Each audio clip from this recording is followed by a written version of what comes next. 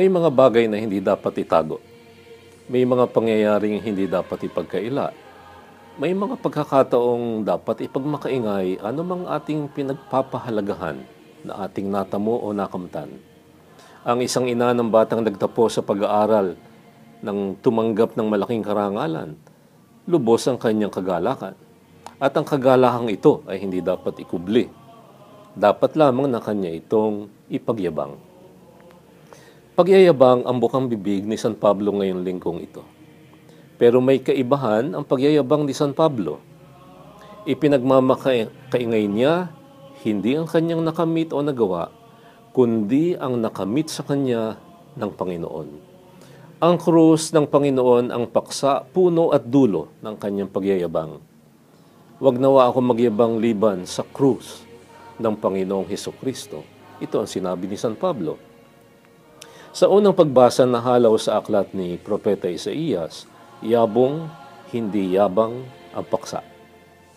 Sa pamamagitan ng paglalarawan ng Diyos na tulad ng isang ina na nagkalinga sa kanyang mga anak, binibigyang hula ni Isaías ang darating na kasaganaan na magmumula sa Jerusalem. Ang pagyabong o paglago ng mga anak ng Diyos ang siyang binibigyang larawan ni Isaías.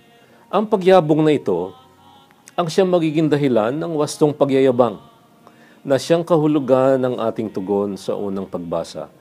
Umawit ng buong kagalakan ang buong daigdig. Ang ebanghelyo ni Lucas naman ay umiikot rin sa dalawang katagang ito. 72 disipulo ang nakuhang makapagyabang sa kadahilan ng nakagawa rin sila ng mga kababalaghan.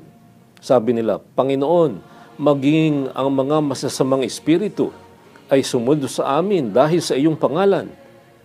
Subalit ang pagyayabang na ito ay nakatuon sa pagyabong at paglago ng samahan ng mga sumasampalataya. Tinawag sila at sinugo ni Kristo ng dala-dalawa upang mauna sa mga bayang kanyang bibisitahin. Ano ba ang ipinagtatagubilin ni Jesus sa 72 disipulo?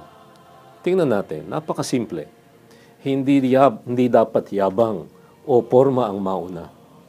Huwag magdala ng lukbutan, sako, ni sandalyas, at huwag bumati sa kanino man sa daan. Saan mang tahanan kayo pumasok aniya, kainin ang anumang ihain sa inyo.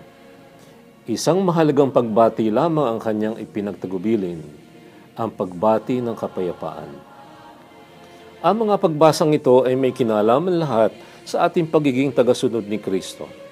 Noong isang linggo, sinabi natin na balakid sa pagsunod at ganap na paglaya ang lahat ng uri ng ngunit subalit datapwat sa ating buhay.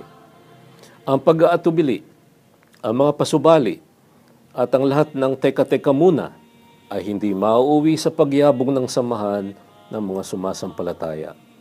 Maraming iba't ibang uri ng yabang ang dagdag na balakid sa paglago ng bayan ng Diyos. Nariyan ang yabang na dulot ng salapi. Nariyan ang yabang ng katalinuhan at kakayahan. Nariyan din ang yabang ng maling pagpapahalaga sa sarili. Ang lahat ng ito ay hindi daw dapat mamayani sa isang tagasunod ni Kristo. Noong ang ilang mga disipulo ay nagyabang dahil sinunod sila ng masasamang espiritu, pinaalalahanan sila ng Panginoon, huwag kayong magalak sapagkat pumasa ilalim sa inyo ang mga espiritu. Magalak kayo sapagkat ang inyong pangalan ay nakatala sa langit. Napakadali para sa mga taong naglilingkod sa Panginoon at sa kapwa ang makalimot sa diwa ng tunay na paglilingkod. Hindi kaila sa lahat na ang namumuno sa bayan. Ang mga namumuno rin sa simbahan o saan man ay sinasagian din ng yabang, ng pag-iimbot, ng pag-iisip na sila'y napakahalaga. Hindi malayo sa buhay ng mga naglilingkod ang hayaang mauna ang pagyayabang at hindi ang pagyabong ng kanilang pinaglilingkuran. Hindi ba't ito ang dahilan kung bakit ang Pilipinas ang isa sa pinakatiwaling bansa at bayan sa buong Asya?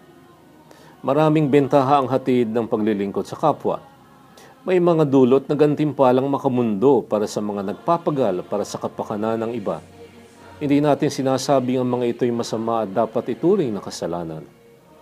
Pero sa araw na ito ang turo sa atin ng ating sinusundan at ituturing na Panginoon. Yabong, hindi yabang. Ang tanging pakay at layunin ng isang tunay na tagasunod ni Kristo. At ito po mga kapatid, ang inyong kalakbay at katoto sa lingguhang Puso sa Puso. Maligayang linggo po sa inyong lahat.